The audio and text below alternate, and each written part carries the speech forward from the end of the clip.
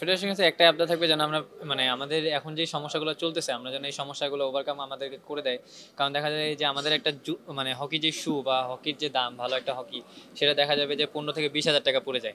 সেক্ষেত্রে দেখা যায় আমরা মাস শেষে যদি হিসাব করি তাহলে আমাদের ইনকাম আসে মাত্র 12 হাজার টাকা। সেক্ষেত্রে আমাদের ফ্যামিলির কাছ থেকে আমাদের আরো টাকা নিয়ে এই জুতা বা হকি কেনা লাগতেছে।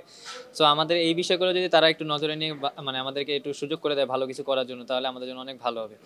আর আমাদের ফার্স্ট অফ অল আমাদের একটা টার্গেট ছিল যেন আমরা ওয়ার্ল্ড কাপটা কোয়ালিফাই করতে পারি। সো আমাদের কি পরিমাণ ফ্যাসিলিটিস দিল বা আমাদের কনভেন্সের পরিমাণটা কেমন ছিল এইগুলো আমরা এই টুর্নামেন্টের জন্য অন্ততপক্ষে চিন্তা করি না। কারণ হচ্ছে আমাদের একটা টার্গেট ছিল যে না আমাদের ওয়ার্ল্ড কাপ কোয়ালিফাই করতে পারলে হয়তো বা আমরা তাদেরকে বলতে পারবো, তখন তারা আমাদের দিকটা হয়তো বা বিবেচনা করবে। না অবশ্যই যদি দেশের মধ্যে যে খেলাগুলো হয় যেমন প্রিমিয়ার লিগ, ফ্র্যাঞ্চাইজি বা আদার যে মানে খেলাগুলো এগুলো যখন আমরা খেলতে পারবো তখন দেখা যাবে আমাদের বডি ফিটনেসটাও ঠিক থাকবে আর আমরা আমাদের নিজের অবস্থানও বুঝতে পারবো। কিন্তু হুট করে যখন আমরা একটা ক্যাম্পে যাই দেখা যায় আমাদের ফিটনেস লেভেলটাও ঠিক থাকে না, আমাদের মানে নিজেদের মধ্যে আন্ডারস্ট্যান্ডিং এরও অনেক গ্যাপ থাকে। সো আমরা যদি মানে দেশের ভিতরে যে খেলাগুলো এই খেলাগুলো যদি আমরা কন্টিনিউ পাই সেক্ষেত্রে দেখা যাবে আমরা আমাদের লেভেলটাও বুঝতে পারবো, একজনের আরেকজনের সাথে যে বোঝাপড়ার বিষয়টা সেটা আমাদের অনেক ভালো হবে।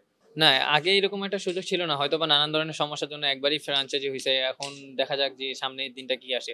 কারণ এখন যেহেতু মানে এখন আমরা আমাদের টার্গেট এখন আর কোনো মানে এশিয়ার কোনো ছোট লেভেলে না, আমাদের এখন টার্গেট যেহেতু আমরা ওয়ার্ল্ড কাপ পর্যন্ত আসছি আমাদের চেষ্টা থাকবে যেন ওয়ার্ল্ড কাপের পরে যেন এই কোয়ালিটিটা আমরা যেন ধারাবাহিকতাটা বজায় রাখতে পারি। সেক্ষেত্রে দেখা যাবে যে আমরা যদি বড় বড় যে কম্পিটিশনগুলো ফ্রাঞ্চাইজি বা প্রিমিয়ার লিগ এটা যখন কন্টিনিউ হবে সেক্ষেত্রে দেখা যাবে আমাদের নিজেদের অবস্থানটা আমাদের আসলে বুঝতে পারবো। আর আমরা যেহেতু এখন একটা ওয়ার্ল্ড কাপ লেভেলে আসছি সো আমাদের টার্গেট থাকবে এখন যত পারা যায় আরো সামনের দিকে আগায় যাওয়ার। দেখা যায় যে ম্যাক্সিমাম টাইম আমাদের 2 মাস বা 3 মাস আগে ক্যাম্প ডাকা হয়, যেহেতু এখনো অনেক টাইম আছে। আমরা আমাদের একটাই রিকোয়েস্ট থাকবে যেন আমাদের এই মানে ক্যাম্পটা আরো তাড়াতাড়ি ডাকা হয়। আর আমরা যেহেতু মানে ওয়ার্ল্ড কাপে ইউরোপের টিমগুলোও আসে, এশিয়ার টিম ভালো ভালো বড় টিমগুলো খেলবে। সো আমরা যদি ইউরোপের টিমগুলোর সাথে প্র্যাকটিস ম্যাচটা খেলতে পারি সেক্ষেত্রে আমরা আমাদের অবস্থানটা বুঝতে পারবো। কারণ ইউরোপের টিমগুলো আমাদের থেকে অনেক ভালো আর তাদের যে ফ্যাসিলিটিস বা তারা যে টিম স্পিড টিম ক্যাপাবিলিটি সেটা আমাদের থেকে অনেক ভালো। যখন আমরা ইউরোপের টিমগুলোর সাথে খেলতে পারবো সেক্ষেত্রে আমরা আমাদের অবস্থান থেকে শুরু করে সবকিছু বুঝতে পারবো যে না আমরা ওয়ার্ল্ড কাপে কিভাবে প্লে করলে আমাদের জন্য ভালো একটা রেজাল্ট আনা সম্ভব। হ্যাঁ, এটা তো অবশ্যই। কারণ দেখা যাবে আমাদের যখন কন্টিনিউ আসলে আমাদের কোনো গেম নাই বাংলাদেশে, যে কারণে হচ্ছে আমাদের কিন্তু আমরা সব দিক থেকে পিছিয়ে। কিন্তু আল্লাহর রহমতে মানে আমাদের যে চেষ্টাটা থাকে বাঙালি হিসেবে যে না আমরা যেই কম্পিটিশনে যে আমাদের চেষ্টা থাকে যে সবসময় যেন আমরা ভালো একটা রেজাল্ট করতে পারি, আল্লাহর রহমতে সেটাই করছি। কিন্তু দেখা যাবে যে মানে ইন্ডিয়ার খেলার ধরনের প্যাটার্ন একরকম, ইউরোপিয়ানদের খেলার প্যাটার্ন আরেক রকম। মানে ইউরোপিয়ান বিষয়টা পুরো ডিফারেন্ট।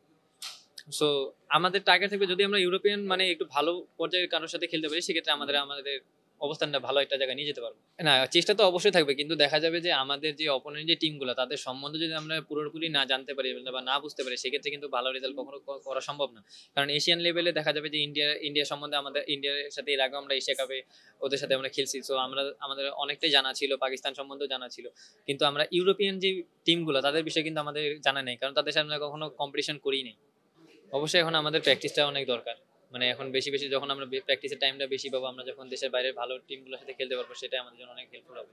না, এখনো তাদের সাথে আমাদের কথা বলার কোনো সুযোগ হয়নি। তবে হ্যাঁ, আমাদের একটা রিকোয়েস্ট থাকবে যদি আমরা তাদের সাথে কথা বলতে পারি তাহলে অবশ্যই আমাদের জন্য সেটা অনেক ভালো হবে। দাবি এখন সেটা যখন আমাদের এরকম একটা পরিস্থিতি হবে তখন আমরা তাদেরকে জানাবো। আর অবশ্যই আমাদের দাবি আছে যেন আমাদের হকির যে দিকগুলো আছে, যে সমস্যাগুলো আছে তারা যেন এই সমস্যার সমাধানগুলো করে আমাদের হকিকে আরো সামনে আগিয়ে নিয়ে যেতে হেল্প করে। বাংলাদেশে মানে ক্রিকেট আর ফুটবলটাই মানুষ বেশি প্রাধান্য দেয়, কারণ এদের কম্পিটিশনটা বেশি, এদের কম্পিটিশনটা অনেক সুন্দর, ম্যানেজমেন্টটাও খুব সুন্দর। কিন্তু দেখা যাবে যখন আমাদের হকি কম্পিটিশনগুলো কন্টিনিউ হবে, যখন মানুষের সামনে পৌঁছাবে জিনিসটা, তখনও মানুষ এটাতে আগ্রহ প্রকাশ করবে যে না আমরা যদি হকি খেলতে পারি ইনশাল্লাহ আমরা একদিন ন্যাশনাল টিমে খেলতে পারবো, ভালো একটা পজিশনে যেতে পারবো। এলো খবরের কাগজ, নিখাত, নির্ভীক, নিরপেক্ষ।